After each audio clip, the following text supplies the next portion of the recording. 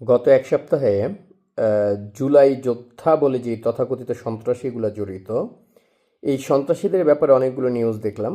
যেমন আপনি অনলাইনে সার্চ করলেও পাবেন। গত এক সপ্তাহে একজন জুলাই যোদ্ধা, যে হচ্ছে প্রথম সারির যোদ্ধা ছিল, সে গলায় দড়ি দিয়া মইরা গেছে। তার দুইটা বউ আছিল।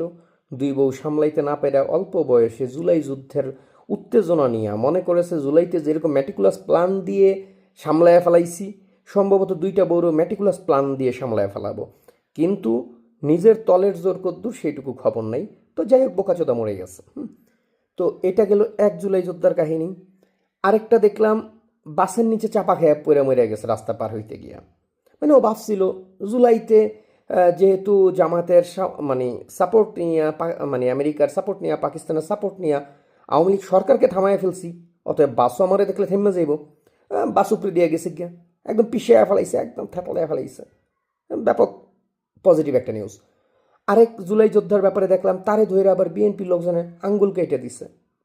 আঙ্গুল কাটা জগলু হয়ে গেছে আরেক জুলাই যোদ্ধা।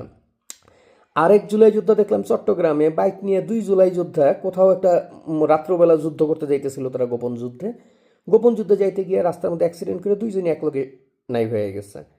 যুদ্ধ আধা পথেই থেমে গেছে।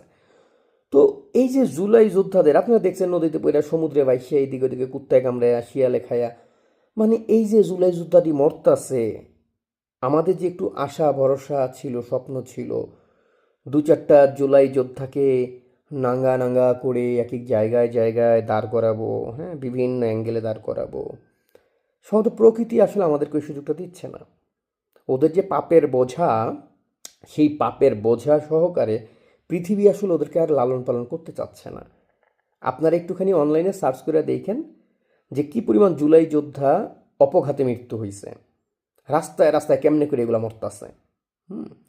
তো পাপের তো একটা সাজা আইনগতভাবে হয়, সংবিধান অনুযায়ী হবে, কিন্তু প্রকৃতিরও একটা বিচার আছে। প্রকৃতি কোনো বিচার মানে না করে রাখে না। তো এই বিচারগুলো চলমান।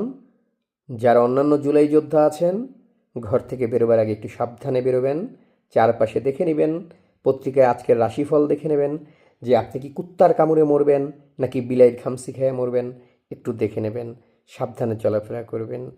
কয়েকজন বেঁচে থাকবেন আমাদের জন্য। ধন্যবাদ।